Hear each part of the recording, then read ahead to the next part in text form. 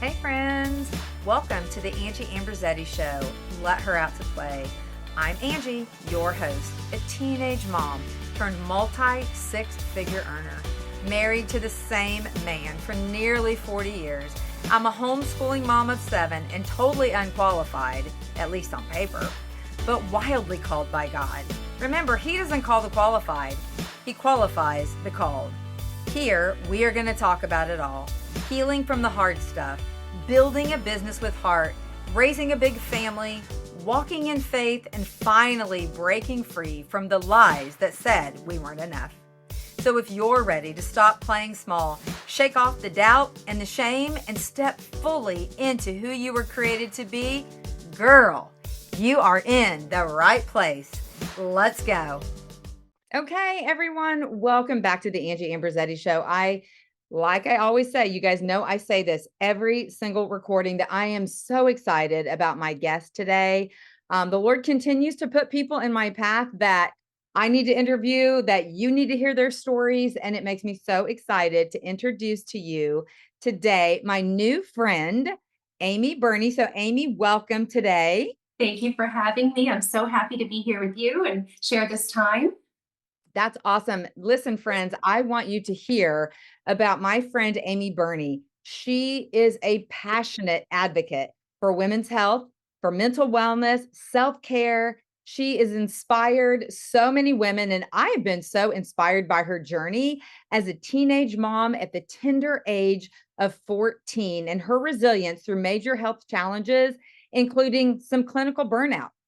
Amy built a career as a registered nurse specializing in public health, mental health, and then she shifted into entrepreneurship, helping launch a health and wellness company in Canada. And that makes me super excited. I'm so thrilled to hear all these things. She's leading an international team and speaking on stages across North America, being terrified all along the way of public speaking. And I guarantee that a lot of us can relate to that. She's also a best-selling author, contributing a chapter to a book that was forwarded by Les Brown. She's now a certified self-care coach, and Amy shares her message of transforming self-care from obligation to inspiration, empowering women to prioritize their well-being and reconnect with their authentic self. And so I know that you guys who have been following this podcast in itself, you know that I love for women to connect back to their authentic self. So Amy, again, my friend, welcome. I would love for you to take us back to that time in the very beginning and share your story with us. Yeah, so thank you again, Angie, for having me on. I'm excited to be here and share with you my story, going way back now to when I was 14. That's when I became a mom. And this is definitely what shaped the trajectory of my life. I was someone who grew up with a lot of anxiety, a lot of low self esteem, body image issues, which I know so many women can relate to, which really for me stemmed from a diagnosis that I had with scoliosis. And when I was 12, I was actually put in a back brace that I had to wear 23 hours a day. And it was extremely tight and uncomfortable and painful. It gave me body sores. And I actually hid it under my clothing. So thank goodness back then, big hoodies were in fashion. And I was concealing this part of myself. But you can imagine the emotional strain that had on me. And so I started to really rebel during this time in my life. And when my mom would work on Friday nights, I actually started sneaking out of the house, experimenting with alcohol, and then I got pregnant. And this was a total shock to me. Really didn't see this happening, but it was something that shifted me from this destructive path that I was on. And really, it gave me a strong sense of purpose and direction in my life. So, being a teen mom came with so many challenges. The father of my son was only 16, so 2 years older than me, really not ready to take on the responsibilities of parenting. So, a lot of that just fell on my shoulders. And, for the first couple of years of my son, I bounced around a lot with family. Then when I was 16, I actually got my own apartment. And, I can remember the months leading up to that. I was taking three public buses to school, carrying a heavy backpack as I was in school, a diaper bag, a stroller, a baby on my hip, and I'm doing this every day and just, pushing myself. And I think a lot of my drive actually came from, my own mom, who was a single mom. I watched her, when she was raising us two girls, and she was a big influence. This time was so challenging, and I can remember, a lot of loneliness. I didn't feel like I really fit in with other moms because they were so much older. I didn't feel like I fit in with my peers because, they were teenagers with freedom.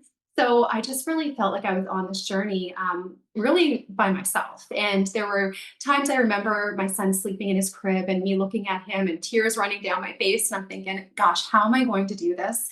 But I just found this strength to keep going. And, I decided, because my mom used to preach education, like, I've got to get my education. That's my ticket out here. So in grade 11, I decided I wanted to become a nurse. I did not have the grades for that. I had to really, start to tighten up, just really take it seriously. And so I ended up I just remember taking my grade 12 math the summer before grade 12 to get it out of the way. So while, most of my friends are having a fun summer, I'm there in summer school, And then, I did get into nursing, graduated high school with honors, get into nursing, and then, fast tracked into my career as a nurse. So it was just like this nonstop train of just having to go all of the time. But I had a goal at the end of that I wanted to work with teens. So this full circle moment, I was able to achieve that. It was just in a few years. I was the youngest nurse that they had ever hired in the role of a school health nurse. So I did that for 9 years. Wow, that's awesome. So that wow, 14. Yeah. Go back for just a second and Mhm. tell us, at 14, what kind of support did you have Mm. at the age of 14? I know that, you said once you had your son, and then Mhm. there was just like you didn't feel connected because obviously, like most moms are older than that, right?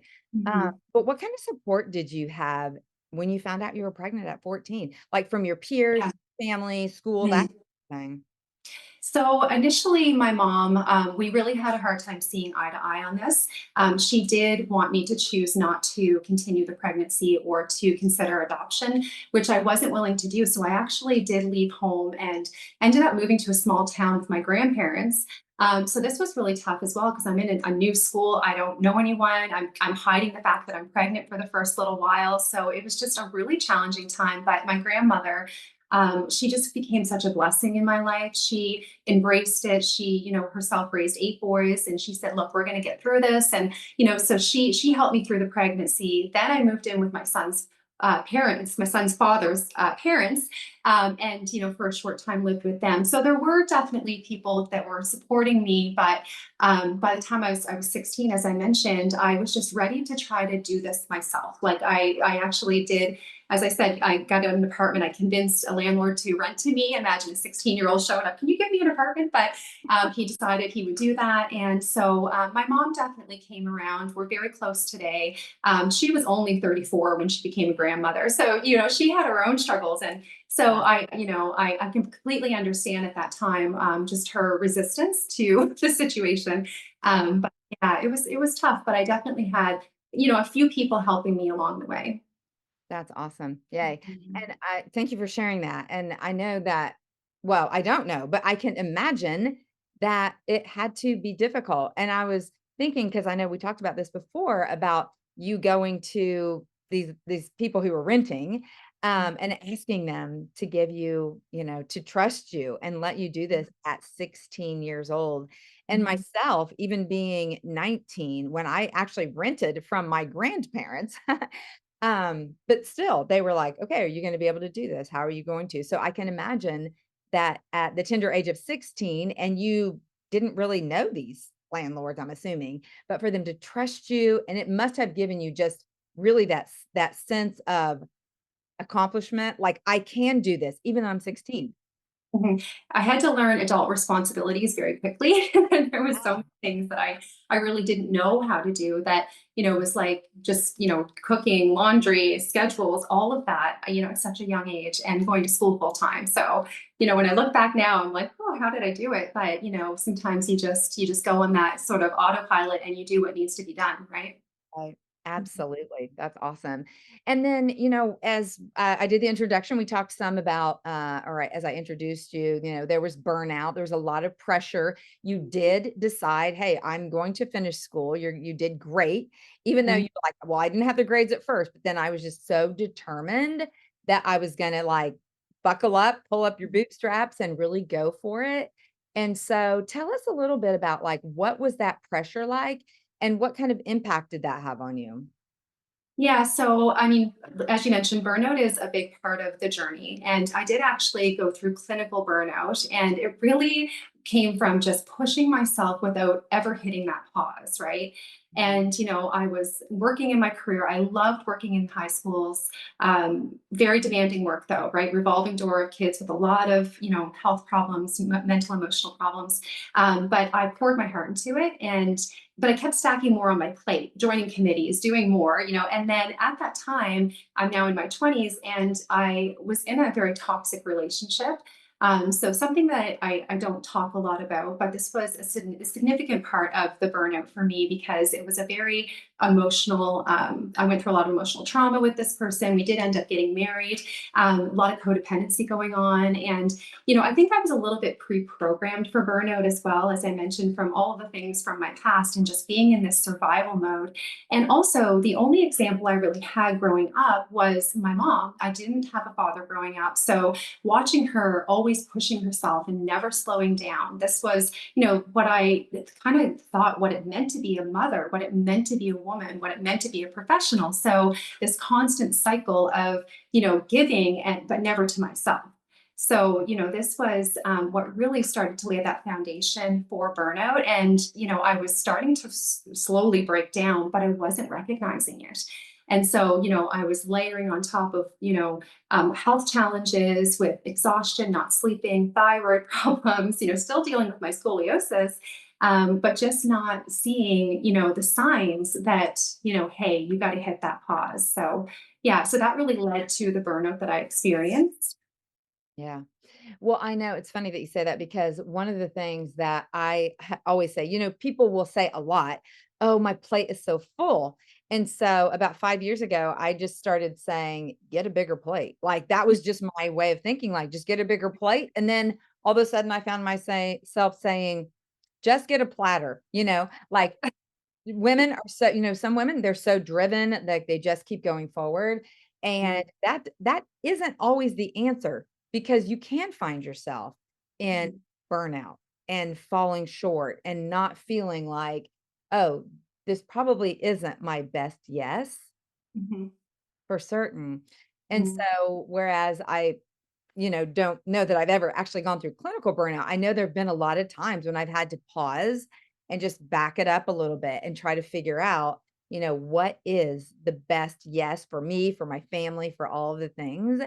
And one other thing that you had said, I think we talked about this previously, but tell us a little bit about the scoliosis because I feel like you had mentioned something to me about when you actually did get pregnant, that there were some benefits to the pregnancy and the scoliosis. Like, refresh us on that a little bit. Yeah, so this is a story that I actually do share in the book that I did with Les Brown, and it was kind of this big shock, really, to go see my back specialist when I first found out I was pregnant, because I needed to know whether or not I could even carry a pregnancy. I was dealing with severe scoliosis, and it was progressing.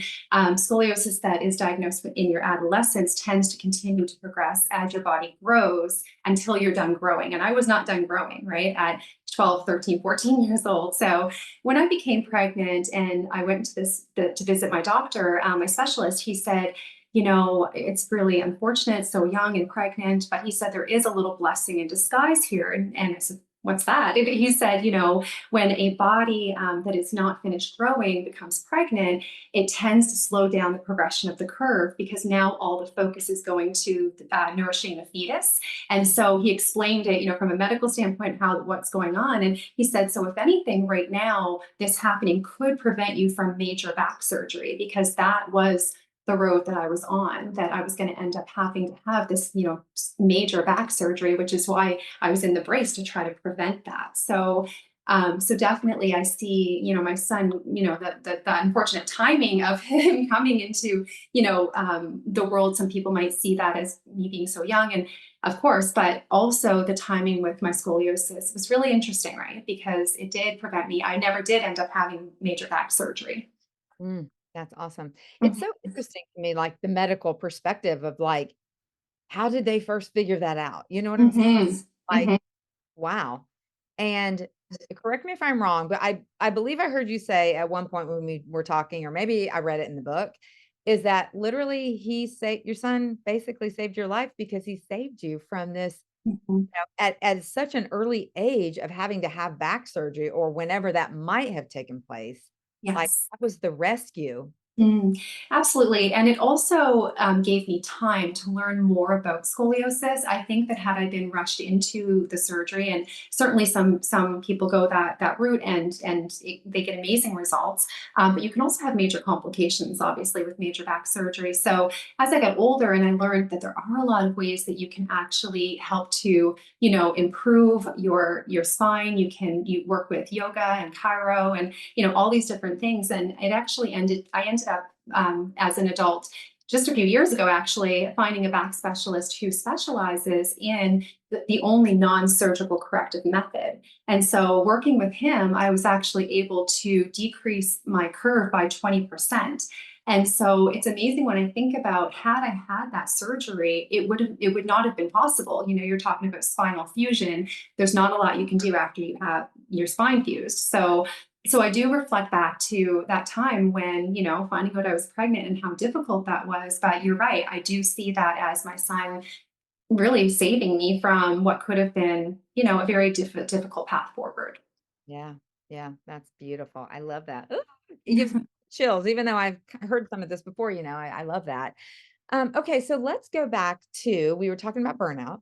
Mhm. And what do you feel like really was the turning point, the so to speak, like the wake up call for you that helped you, kind of shift forward? Mhm. I think really I was forced to reevaluate everything. I had to recognize how sick I really was. I was mentally and emotionally drained. And I can remember this point where my adrenals had really shut down and I couldn't concentrate. I couldn't even read and retain anything. I can remember looking at literally trying to read sentences and I wasn't retaining it. So this really scared me. And I ended up, that was what took me to my doctor. And my doctor could recognize all of it. She's like, you are burnt out. You need to go off work. And even then, Angie, I was like trying to negotiate with her. I was like, can I just have 3 more weeks? Because I have all these things I need to get done. And, I didn't want to stop working because I had tied my identity to taking care of other people. So I really didn't know what I was going to do if I was to step back and just focus on me. So I started working with a therapist and I started having conversations where she introduced me to boundary setting. And it's funny, I'd never really had that conversation before, like boundaries, learning to say no without guilt. And recently I heard an interview with the Olsen twins from Full House, right? The twins, and they said something that just kind of stopped me in my tracks. They said, "We grew up hearing no is a full sentence." And I thought, no is a full sentence? You mean you don't have to justify your no or anything needs to come after that no? Because that's what I was used to doing, right? So the turning point was really just starting to, well, my doctor saying you have to go off work, thank goodness. And, and also during this time, I started to reflect on my mom and my grandmother just a few years before this. They both were diagnosed with breast cancer at the same time. And they both recovered. My grandmother went more the medical route. My mom went more the holistic route, but they both ended up, full recovery. But at this time that I'm going through burnout, I'm reflecting on this and I thought, I need this awakening, right? Because I'm not on a good path. And so it just was this total shift where I started to really take it seriously. And I was starting to just dive into learning about, all of these ways that we can influence our own health. And, I started learning about mindfulness and proper rest and nutrition and how supplements, play a role in our health and just all of it, our environment, the products that we use. Like I was just doing this deep, deep dive because I wanted to get better, right? And so I just started to regain some strength slowly. But the two other things that were a big part of returning to my health, to my baseline, was I did exit that toxic relationship. I finally was able, it took me 5 years actually, but I just found the courage to start over. And then I did step away from nursing for quite a while. Actually, I took an 8-year break from nursing. But at that time, shifting into entrepreneurship and just realigning myself with, just things that just really filled my soul. And the final thing I'll say here is that, it's amazing what God will put in your path, right? When you start to reconnect with yourself, when you start to say yes to yourself. And God started opening doors. And I was, encouraged to start telling my story. That started in small rooms, and then the stages grew. And then, that led to, even the book collaboration with Les Brown. So it's just amazing, right? How when we make that shift, it starts to open up, opportunities that we never even knew existed. Right, right. Well, the thing is that we hear so often, the saying of, you can't pour from an empty cup and all Mhm. those kind of things, but the truth is that stress plays such a huge factor in our overall well-being that I don't think people take enough time to sit and really evaluate that and see what's going on inside of your life. I know when I help a lot of different clients along the way, same thing is that they don't even think about the stress level. They're like, well, I'm eating good, I'm working out, I'm taking supplements, whatever, but I'm still not like hitting the mark of where I really want to be. But taking that time to really, self evaluate and figure out what it is that's going on inside. So yeah, I know that that plays such a huge part. So tell us a little bit about the self-care coaching that so you're certified in that, and I would love to hear a little bit more about that.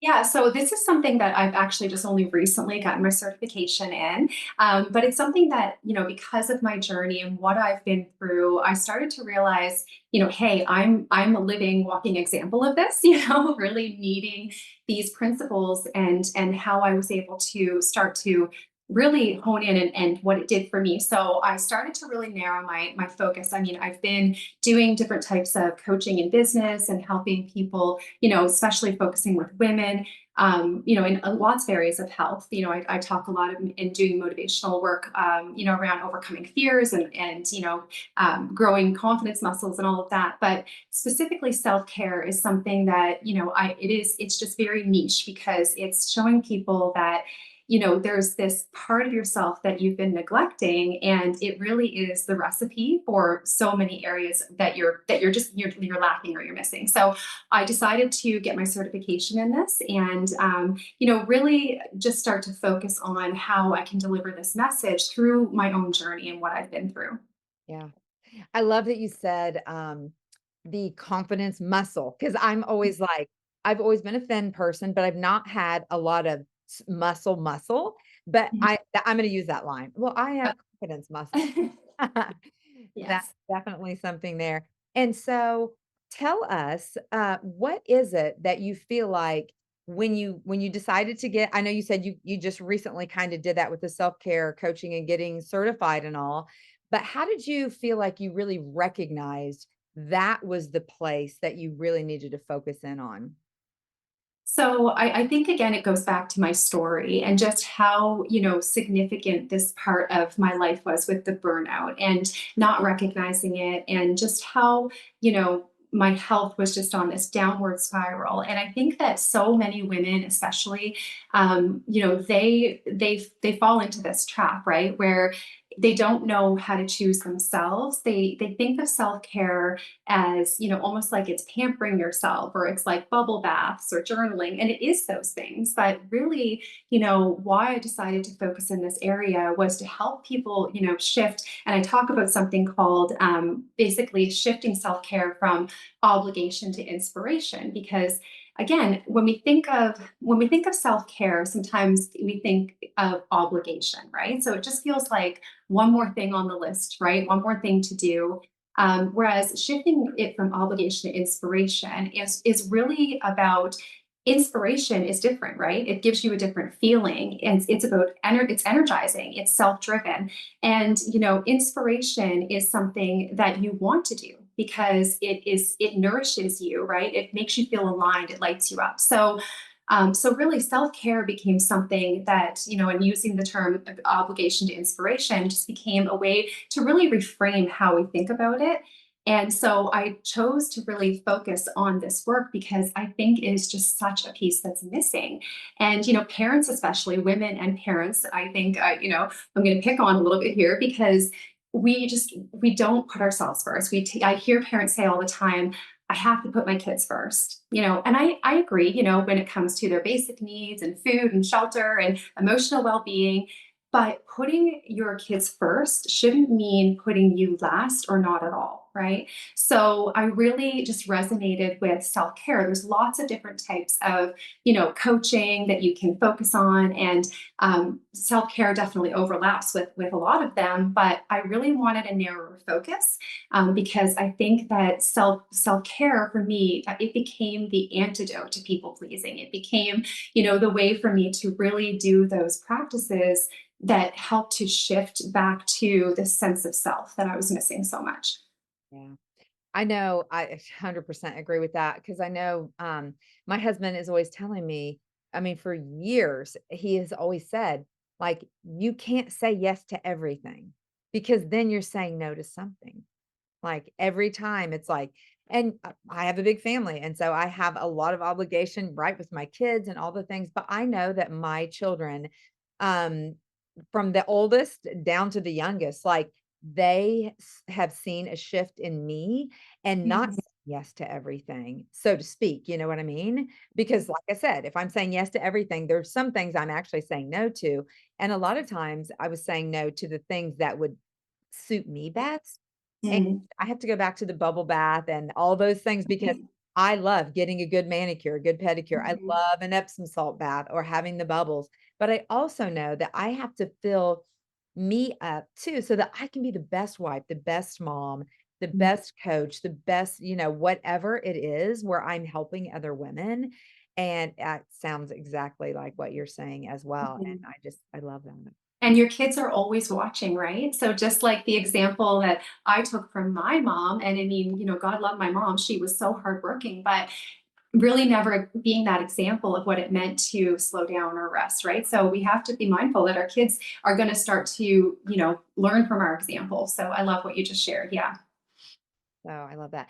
Okay, so tell us, can you explain this piece of like returning to self principle and why that is so important? Yeah, so something I teach are my 3 R's to self-care, and they Mhm. are rest, relax, and realign. So the first two, most people are familiar with, I've got to get my R and R, right? We hear that. But it was that third R when I was recovering from burnout that became so important, and that is the realign piece. And that's where the return to self principle comes from. So what it sounds like is this. If you ever find yourself saying something like, gosh, it's been so long since I fill in the blank, right? And it can be anything that you once enjoyed that you're just not doing anymore for whatever reason. Or you might say, oh, it would be so fun to fill in the blank, take a cooking class, take dance lessons. If you find yourself saying things like that, that's a clue, right? That's a clue about returning to yourself because burnout is not just about overextending yourself. It's largely this prolonged lack of fulfillment in these areas that bring you joy. So it's those little whispers, those nudges that are trying to get you to return to your authentic self. So that's why that third R for me became so important.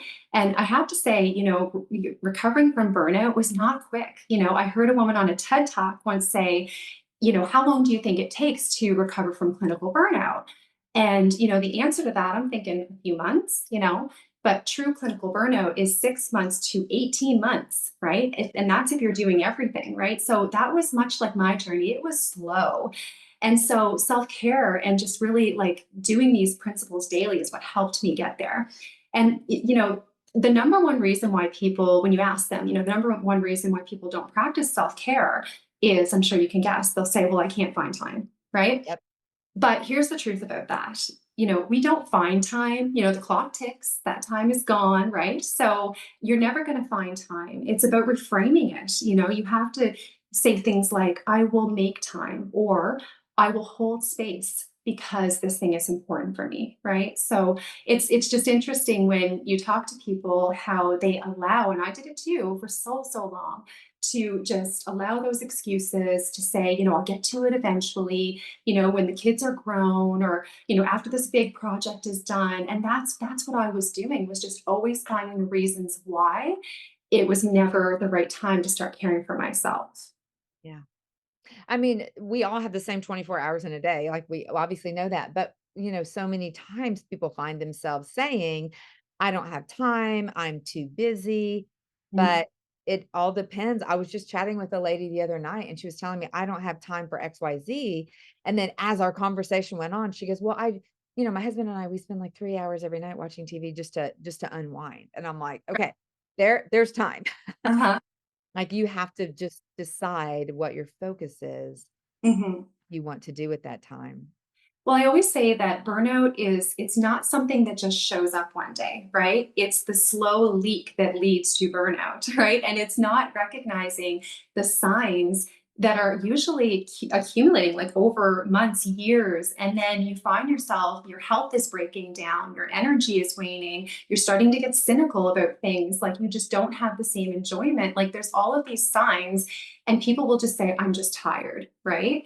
But the reason why I share this message, my goal here is to help people recognize, these signs when they're starting to show up, so that you can make a shift before you end up where I was. And that was completely, emotionally drained, mentally exhausted. Like I said, I couldn't even read and retain anymore. Right. So it really is about recognizing it, and also, understanding that you are worthy of pause, rest. You are worthy of saying no or saying yes to the right things, and giving yourself that space, because, we're human, we're not superhuman, right? So we need to be able to recognize it before our body makes us slow down. Yeah. And knowing what that best yes is, and Mm, just every yes. When people just say like, "Oh, I'm just tired." mm, Well, I've been in that space before, and like, no amount of sleep, it's not you're just tired, because there's no amount of sleep really that's going to overcome that. Like, you can get all the sleep and then still not have the drive, still not have like mhm. what is necessary and what is needed. Yes, absolutely. And you need to pay attention to that, right? Because Yeah. that's when you really do need to, realign, right? You need to focus on those three R's, and it's not just one of them, it's all of them. And making sure that you are checking in with yourself. Mhm. I love that. Rest, relax, and realign. I wrote that down, so Mhm. I Yes. wanna make sure I get that part. So, yeah. Okay, so I have a couple more questions. So, how did you connect with Les Brown on this book? How did that come about? Hey, so this is one of those stories that it's just, an interesting timing. I was in Florida actually going through my treatment with scoliosis. And Les Brown is somebody who he's a motivational speaker for those who may not know. He's, somebody who actually didn't get started in his speaking career until he was much older, really just lacked the confidence to be able to get there. I really related with his story. And I used to listen to his CDs in my car driving to and from work. And so when I was in Florida undergoing my treatment, I knew he was from Florida. So I looked him up. I looked up, I said, I wonder if Les Brown's doing any workshops or something that I could attend. And sure enough, he was. And so I decided just to attend. And it was an incredible 3-day event, actually, with him and his family members all kind of hosting this wonderful event. It was focused around public speaking. So he was actually teaching some, of his lessons and learnings around how to become a more confident speaker. So that was interesting to me. And during that 3 days, everyone there, it was a small group. There was only, I thought, firstly, when I registered, I thought it was going to be a room of like thousands of people, but this was just after COVID and he was just getting back into it. So there was really only a room of less than 50 people. So it was very intimate, Yeah. which really gave us all an opportunity to, have time with him. And anyone there had the opportunity to, if they wanted to, you didn't have to, but he invited you on the third day to get up and actually speak for 5 minutes in front of him, and he would critique you.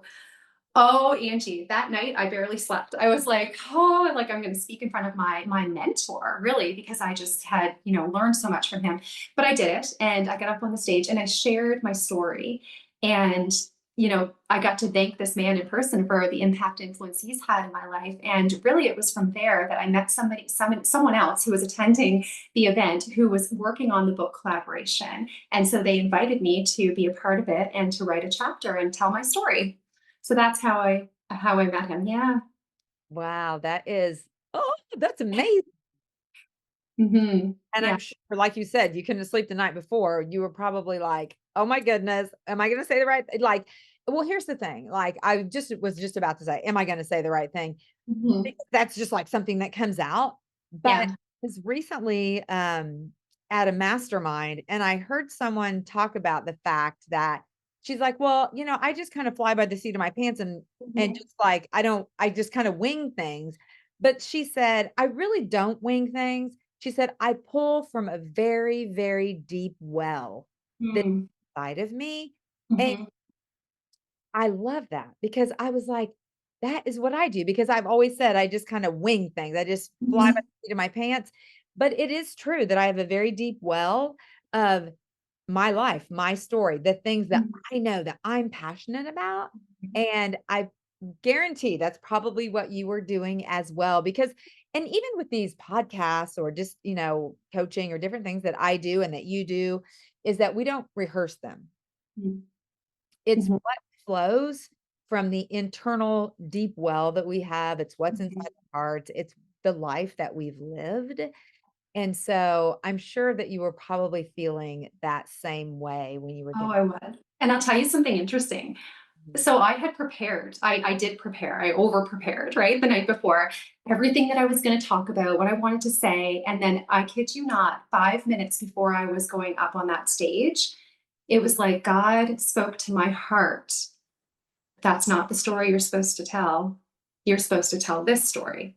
And Mm, so 5 minutes before, I changed my whole story. Like I decided to tell a different part of my story that I had actually never spoken publicly about. And I went up on the stage, and it was one of those moments where when I got off the stage, you'd have to tell me everything that I even said, right? Like, because it was just like, did I just do that? Right. But it was that story, which was what connected. And what that was why I was invited into collaborating on the book. So I'm so happy that I listened to that nudge, right? And I told that story. And just amazing, right? How God aligns. mhm. I know sometimes we have a plan, we Mhm. think, and then he's like, No, Yeah. no, wrong. That's not what I called you here to do." And that Right. is so beautiful. And Trust. obviously, Yeah. it was the right thing. It was. Mhm. I love that. So tell us real quick about your son. Okay. So we started this podcast talking about you were 14 and your son essentially came in and he saved your life. We love that. Mhm. So tell us what's happening with your son today. So my son now is 28 years old, and he lives out on his own, has an apartment, and he's just, we're so close. He's such still, of course, such a big part of my life, my journey. He's actually went into HVAC, so he's working in that field, and yeah, he's wonderful. His name is Mitchell. And he has just, been obviously just the biggest blessing. And, when people see us together, like they still think sometimes we're brother and sister. It's pretty funny. And yeah, he's just wonderful. Yeah, Yeah. I love that. Well, I can remember it was just making me think back to my oldest son, who is 36 now. And when he and his wife had their first baby, my son and I were out at an ice cream shop, and we had my little grandson with us, and he was just an infant. And people were kind of looking at us like, is that the mom, or Right. is like, well, who is this woman?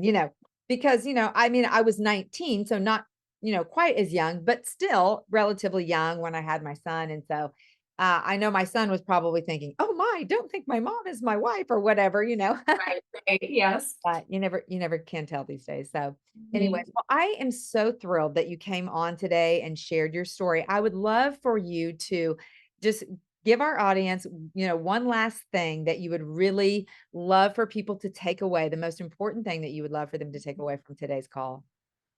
Okay, I think my final thought is simple, and that is, when you think about self-care, we've talked a lot about that. Just don't think of it as another box to check, right? And remember that, it really is your lifeline back to yourself. And the other thing I wanted to say is stress is inevitable. So, stress is really not the problem. In fact, the research is very clear on this. We're always going to have stress. So it's not stress. It's not giving yourself enough time to recharge. It's the chronic unrelieved stress when your body just doesn't have enough time to get back to that baseline. So just be mindful, think about the 3 R's. Are you focusing on these areas? Are you taking the breaks, those micro pauses? And if you really are, if you're someone listening and you feel like you've lost that sense of control and you're, running on a hamster wheel, just, remember you can start now, and you don't have to do a whole overhaul of your life overnight. It can seem overwhelming. And so really just start with, that one small yes today to yourself, and just let it build from there, and then see how that ripple effect will start to show up in every area of your life. So that's what I encourage you to do. I love that micro pause. So I'm taking down some good notes here. It's a good thing I'm going to share with my kids and my husband. And I have a daughter that has 5 children, and so I want her to definitely go back and listen to this. But think about those things, like the self-care that you need for yourself, and the micro pause. Because I know having a big family, and now my Yeah. children following in those footsteps, like, it is important to Mhm, absolutely. Just one more thing on that. Before you do anything that's for someone else, check in with yourself, right? That micro pause or that pause check in, and just say, what do I need right now? And it could be as simple as a glass of water, right? It could be as simple as 5 minutes of quiet. But ask yourself that question, especially when you find yourself, you're so busy and you're about to do something again for someone else. Stop and just say, what do I need right now? Mhm. Mm. That's so good. Thank you. How can our listeners connect with you? Well, you can find me on Instagram. I'm currently working on my website, so I don't have that quite launched yet. But if you want to drop my handle there in your show notes, then that would be a great way to connect. And yeah, and from there, I will be launching my website and some other things shortly.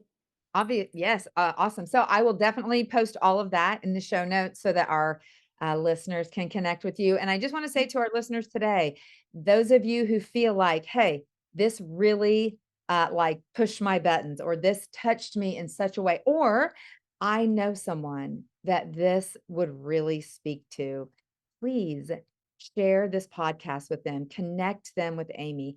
Whatever you feel like is the best yes in the midst of what you've listened to today, please make sure and share this below. And as always, remember to give us a 5-star rating, leave your written reviews below so that other people can hear the messages that are coming across this podcast. So thank you all so much for tuning in. Thank you, Amy, for being my guest today. I Thank you appreciate it for so much. having me. I look forward to more.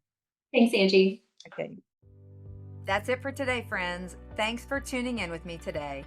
I hope today's episode stirred your soul, sparked your faith, and reminded you that your story is far from over. Keep walking in freedom, keep showing up bold, and never forget, God doesn't call the qualified, He qualifies the called. Be sure to leave a review, subscribe, or share this podcast with a friend who needs to hear it as well. Until next time, keep letting her out to play, because the world needs your fire.